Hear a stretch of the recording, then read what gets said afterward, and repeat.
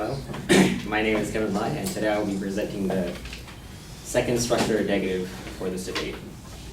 Now, many issues arise when considering a direct armed conflict with ISIS.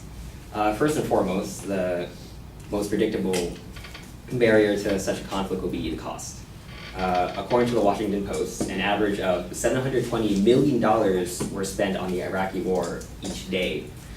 If such figures are comparable to what will happen if we engage with ISIS, this will increase current costs to 10 times the current amount.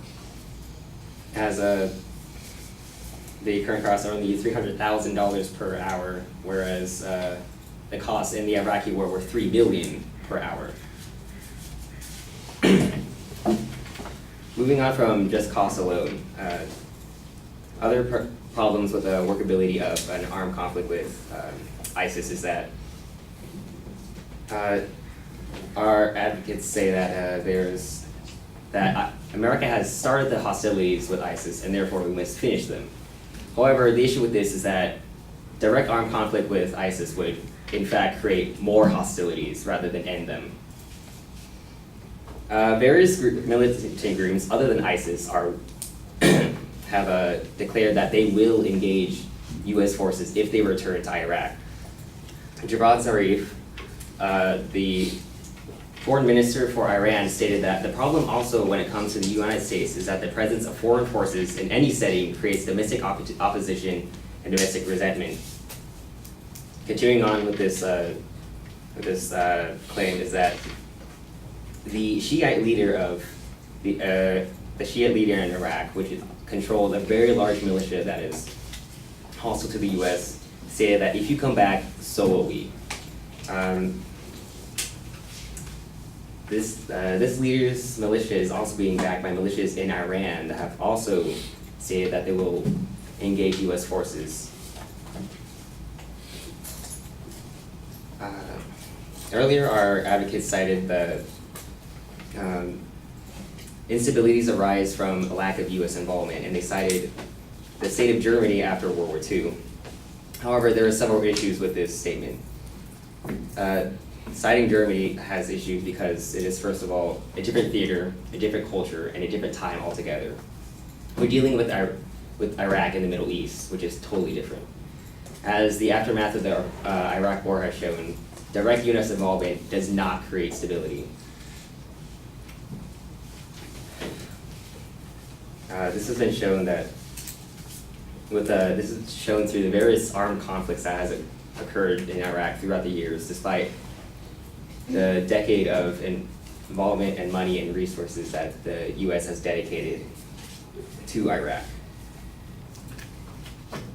Moving on, our advocates also state that it is the U.S.'s duty to protect civilians from the mass slaughtering that ISIS has incurred.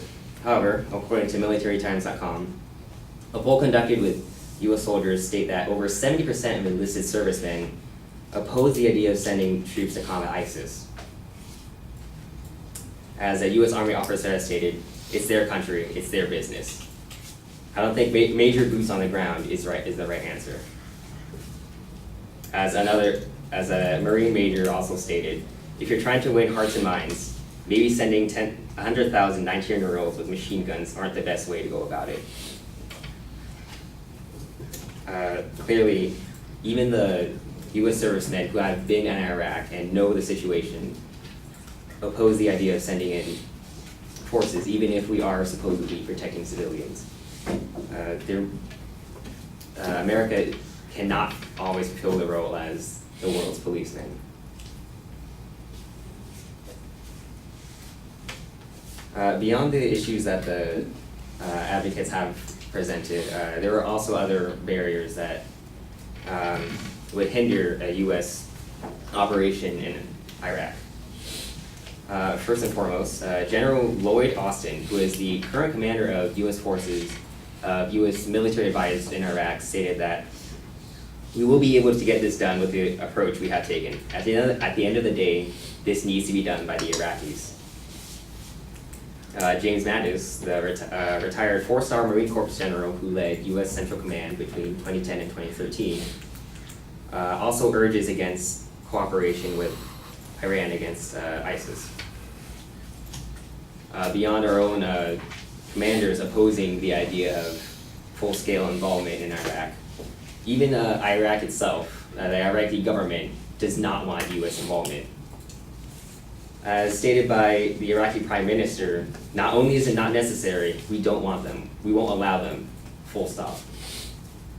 It's very clear that Iraq itself does not want U.S. involvement, and sending in our own troops could sour relations with Iraq and compromise the coalition we have at the moment.